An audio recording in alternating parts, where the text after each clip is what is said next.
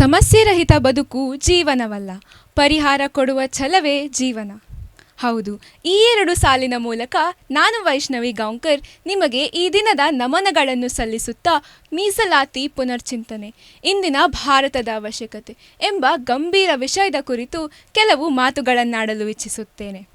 ನನ್ನ ಜೀವನದಲ್ಲಿ ನಾನು ಎಂದಿಗೂ ಆಹಾರದ ಕೊರತೆಯಾಗಲಿ, ಆರ್ಥಿಕ ತೊಂದರೆಯಾಗಲಿ, ನಿದ್ದೆಗೆಡುವ ಸಮಸ್ಯೆಗಳಾಗಲಿ ನೋಡಲಿಲ್ಲ. ಆದರೆ ಇದೇ 50-60 ವರ್ಷಗಳ ಹಿಂದೆ ಅಥವಾ ಸ್ವತಂತ್ರ ಪೂರ್ವದ ದಿನಗಳಲ್ಲಿ ನಾನು ಏನಾದರೂ ಜನ್ಮ ತಾಳಿದ್ದರೆ ನಾನು ಈಗಷ್ಟೇ ನುಡಿದ ಮಾತುಗಳು ಎಷ್ಟು ತಪ್ಪಾಗುತ್ತಿತ್ತೋ ಅದು ನನಗೆ ತಿಳಿಯದು. ಹೌದು, ಸ್ವಾತಂತ್ರ್ಯಕ್ಕೂ ಮುನ್ನ ಹಾಗೂ ನಂತರ ನಮ್ಮ ದೇಶದ ಸಾಮಾಜಿಕ ಸ್ಥಿತಿ ತೀವ್ರವಾದ ಜಾತಿ ಆಧಾರಿತ ಅಸಮಾನತೆಯಿಂದ ಕೂಡಿತ್ತು. ಈಗಿನ ಹಾಗೆ CBSE, ICSE ಮಾಧ್ಯಮಗಳ ಶಾಲೆಯಲ್ಲಿ ಓದುವುದು ಬಿಡಿ, ಸರಿಯಾಗಿ ಆ ಅಕ್ಷರಗಳ ಜ್ಞಾನ ಪಡೆಯಲು ಕೂಡ ಕಷ್ಟಕರವಾಗುತ್ತಿತ್ತು. ಕೆಲವೇ ವರ್ಗಗಳಿಗೆ ಮಾತ್ರ ಶಿಕ್ಷಣವೆಂಬ ಭಾಗ್ಯ ಲಭಿಸುತ್ತಿತ್ತು. ಕೊನೆಗೆ 2010ರ ಏಪ್ರಿಲ್ ತಿಂಗಳಿನಲ್ಲಿ 6ರಿಂದ 14 ವರ್ಷದೊಳಗಿನ ಎಲ್ಲ ಮಕ್ಕಳಿಗೂ ಮೀಸಲಾತಿಯ ವ್ಯವಸ್ಥೆಯ ಪ್ರಯೋಜನಗಳು ಸಿಕ್ಕಿತು. ಉಚಿತ ಶಿಕ್ಷಣ ಪಡೆಯುವ ಹಕ್ಕು ಈ ದೇಶದಲ್ಲಿ ಜಾರಿಗೆ ಬಂತು. ಹಾಗಾದರೆ ಮೀಸಲಾತಿಯ ವ್ಯವಸ್ಥೆ ಏಕೆ ಜಾರಿಗೆ ಬಂತು?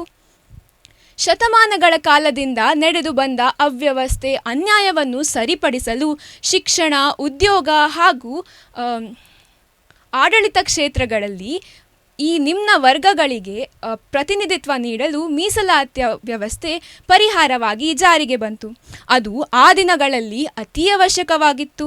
ಆದರೆ ಈಗ ನೀವೇ ಗಮನಿಸಿ, ನನ್ನ ಆರೋಗ್ಯದಲ್ಲಿ ಸ್ವಲ್ಪ ಏರುಪೇರಾಗಿ ನನಗೆ ಒಂದು ಕಾಲದ ಪರೀಕ್ಷೆಗಳು ಬರೆಯಲು ಸಾಧ್ಯವಾಗದಲ್ಲಿ ನನಗೆ ಶಿಕ್ಷಕರು ಕೆಲವು ಚಟುವಟಿಕೆಗಳನ್ನು ನೀಡಿ ಅಂಕಗಳನ್ನು ನೀಡಬಹುದು.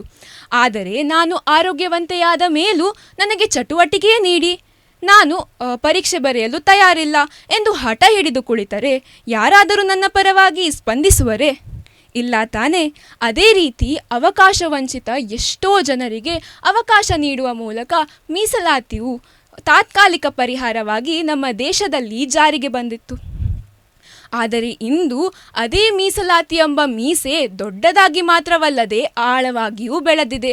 ಅದಕ್ಕೆ ಒಂದು ಒಳ್ಳೆಯ ಸಲೂನ್ಗೆ ಹೋಗಿ ಉದ್ದವಿದ್ದ ಮೀಸೆಯನ್ನು ಸ್ವಲ್ಪ ಗಿಡ್ಡಗೊಳಿಸಿ ಪೌಡರ್ ಹಾಕಿ ಶೃಂಗಾರ ಮಾಡುವ ಅವಶ್ಯಕತೆ ಈ ದೇಶಕ್ಕಿದೆ. ಪರಿಶ್ರಮದಲ್ಲಿ ಎಂದಿಗೂ ಭೇದ ಭಾವವಿರಬಾರದು ತಾನೆ? ನಾನು ಒಬ್ಬಳು ವಿದ್ಯಾರ್ಥಿನಿಯಾದ ಕಾರಣ ನಾನು ನೋಡಿರುವ ಎಷ್ಟೋ ವಿದ್ಯಾವಂತ ಮಕ್ಕಳು ಮೀಸಲಾತಿ ಎಂಬ ಗೋಡೆಯಾಚೆ ಕಷ್ಟಪಡುತ್ತಿದ್ದಾರೆ. ಅಂಕಗಳ ವಿಭಜನೆಯಿಂದ ವೈದ್ಯಕೀಯ ಕಾಲೇಜುಗಳಲ್ಲಿ, IIT ಹಾಗೂ ಸ್ಪರ್ಧಾತ್ಮಕ ಪರೀಕ್ಷೆಗಳಲ್ಲಿ ದಾಖಲಾತಿ ಪಡೆಯುವುದರಲ್ಲಿ ವಿಫಲರಾಗುತ್ತಿದ್ದಾರೆ. ಹೆಚ್ಚು ಅಂಕ ಪಡೆದರೂ ಕಡಿಮೆ ಅಂಕ ಪಡೆದವರಿಗೆ ಆದ್ಯತೆ ಸಿಗುತ್ತಿದೆ. ಇದು ಸರಿಯಲ್ಲ.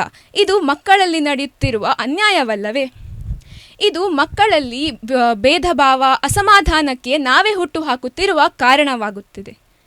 ನಾವು ಇದರ ಸುಧಾರಣೆ ಮಾಡಿದರೆ ನಮ್ಮ ಧ್ವಜದಲ್ಲಿರುವ ಕೇಸರಿ, ಬಿಳಿ, ಹಸಿರು ಬಣ್ಣಗಳು ಇನ್ನೂ ಹೆಚ್ಚು ಕಂಗೊಳಿಸಬಹುದು. ಮೀಸಲಾತಿ ಪುನರ್ಚಿಂತನೆ ನಮ್ಮ ದೇಶದ ಸಮಸ್ಯೆಗಳಿಗೆ ಪರಿಹಾರವಾಗಲಿ ಎಂಬ ಭರವಸೆಯೊಂದಿಗೆ ನನ್ನ ಮಾತುಗಳನ್ನು ಕೊನೆಗೊಳಿಸುತ್ತಿದ್ದೇನೆ. ಧನ್ಯವಾದಗಳು. ಸೊ ಟಿವಿಯಲ್ಲಿ ಫೀಚರ್ ಆಗ್ತಿದ್ದೀರಾ ನೀವು? ಹೌದು sir. How does it feel? Can you express your feelings about that?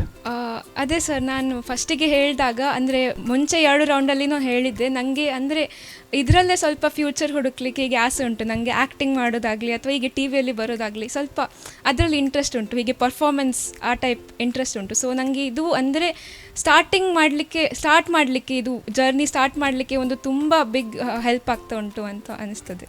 Good. ಆಮೇಲೆ ನೀವು ಡಾನ್ಸ್ ನಾನು ಪ್ರಾಕ್ಟೀಸ್ ಮಾಡ್ತಿದ್ದೇನೆ ಅಂತ ಹೇಳಿದ್ರಿ. ಯಾವ ಡಾನ್ಸ್ ಪ್ರಾಕ್ಟೀಸ್ ಮಾಡ್ತಿದ್ದೀರಾ? ಅಂದರೆ ವಾಟ್ ಫಾರ್ಮ್ ಆಫ್ ಡಾನ್ಸ್? ನಾನು ಕ್ಲಾಸಿಕಲ್ ಡಾನ್ಸ್ ಕೂಡ ಮಾಡ್ತೀನಿ. ಆದರೆ ಈಗ ಸ್ಯಾಟರ್ಡೇ ನಮಗೆ ವೆಸ್ಟರ್ನ್ ಡಾನ್ಸ್ ಇದು ಪ್ರೋಗ್ರಾಮ್ ಉಂಟು. ಲೈಕ್ ನಾನು ಮುಂಚೆ ಒಂದು ಡಾನ್ಸ್ ಕ್ಲಾಸಿಗೆ ಹೋಗ್ತಾ ಇದ್ದೆ, ಅಲ್ಲಿ ಅವ್ರದ್ದು 10th ಇಯರ್ ಆ್ಯನಿವರ್ಸರಿ. ಸೊ ನನಗೆ ಸಹ ಕರೆದಿದ್ರು ಪಾರ್ಟಿಸಿಪೇಟ್ ಮಾಡಲಿಕ್ಕೆ. ಓಕೆ, ನಾವು ಲಿಸನ್. ನಿಮ್ಮ ಮಾತಿನ ಬಗ್ಗೆ ನಾನು ಹೇಳೋದಾದರೆ, ನಿಮ್ಮ ಫ್ಲೋ, ಏರಿಳಿತ, ಎಲ್ಲೆಲ್ಲಿ ಪಾಸ್ ಕೊಡಬೇಕು, ನಿಮ್ಮ ಭಾಷೆ ಮತ್ತು ಸ್ಮೈಲ್, ಇದು ನಿಮ್ಮ ಎಸೆಟ್ಸ್. Thank you. ಇದು ಈಗಲೇ ನಿಮ್ಗೆ ಸಣ್ಣ ವಯಸ್ಸಿಗೆ ಚೆನ್ನಾಗಿ ಓಲ್ದಿದೆ. So you have to work on it. Yes sir. So it's with you and it could easily be seen on your face. ಆ ಕಾಂತಿ ನಿಮ್ಮ ಮುಖದಲ್ಲಿ ಇದೆ. ಆ ಸ್ಮೈಲಲ್ಲಿ ಗೊತ್ತಾಗ್ತಿದೆ. ನನಗೆಲ್ಲೂ ಮೊನೋಟನಸ್ ಅಂತ ಅನಿಸ್ಲಿಲ್ಲ. ಬೇರೆಲ್ಲ ಪಾರ್ಟಿಸಿಪೆಂಟ್ಸ್ಗಳಿಗಿಂತ ಹೇಗೋ ನೀವು ಡಿಫ್ರೆಂಟಾಗಿ ಖಂಡಿತವಾಗಿಯೂ ನನಗೆ ವೈಯಕ್ತಿಕವಾಗಿ ನೀವು ಕಂಡಿದ್ದೀರಾ. ಒಂದಂದರೆ ಎಂಡಿಂಗ್ ಅರ್ಜೆಂಟ್ ಮಾಡಬೇಡಿ. ಎಂಡಿಂಗ್ ಆ್ಯಂಡ್ ಲಾಸ್ಟಲ್ಲಿ ನೀವೊಂದ್ಸಲ ಇನ್ನೊಮ್ಮೆ ನಿಮ್ಮ ವಿಡಿಯೋ ನೋಡಿ, ಎಂಡಲ್ಲಿ ಎಷ್ಟು ಹೇಳಿ ನನ್ನ ಮಾತನ್ನು ಮುಗಿಸುತ್ತೇನೆ, ಥ್ಯಾಂಕ್ ಯು ಅಂಥೇಳಿ 2 ಸೆಕೆಂಡ್ ಪಾಸ್ ಕೊಟ್ಟು ಆಮೇಲೆ ಮೈಕನ್ನು ಕೆಳಗಿಡಿ.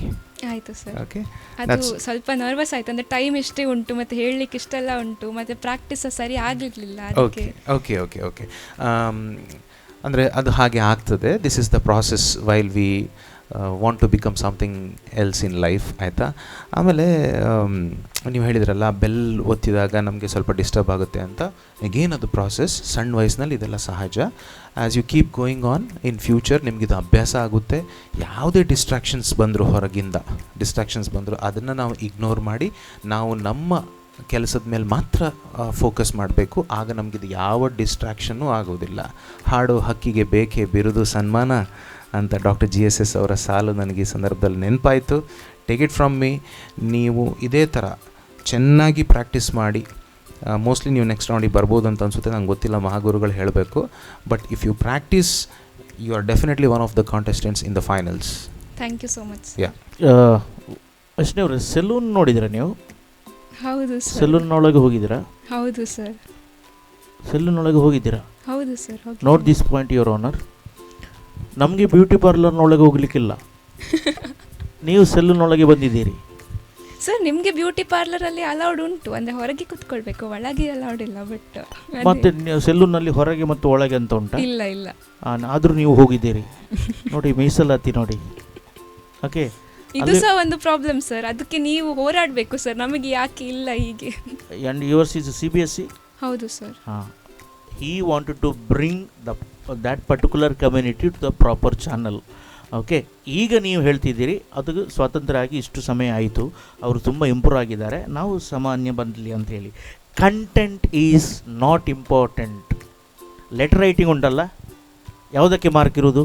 ಫಾರ್ಮ್ಯಾಟಿಗೆ ಸರ್. ಹಾಂ, from to subject and blah blah blah. ನಾನು ನೋಡೋದಿಲ್ಲ ಅದನ್ನು.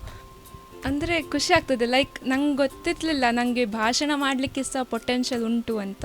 ನಾನು ಅಂದ್ಕೊಂಡಿದ್ದೆ ಜಸ್ಟ್ ಡ್ಯಾನ್ಸ್, ಸಿಂಗಿಂಗ್. ಹನುಮಂತನಿಗೆ ಕೂಡ ಗೊತ್ತಿರಲಿಲ್ಲ ಇಲ್ಲಿಂದ ಶ್ರೀಲಂಕಾಕ್ಕೆ ಲಾಂಗ್ ಜಂಪ್ ಹಾಕ್ಬೋದು ಅಂತೇಳಿ.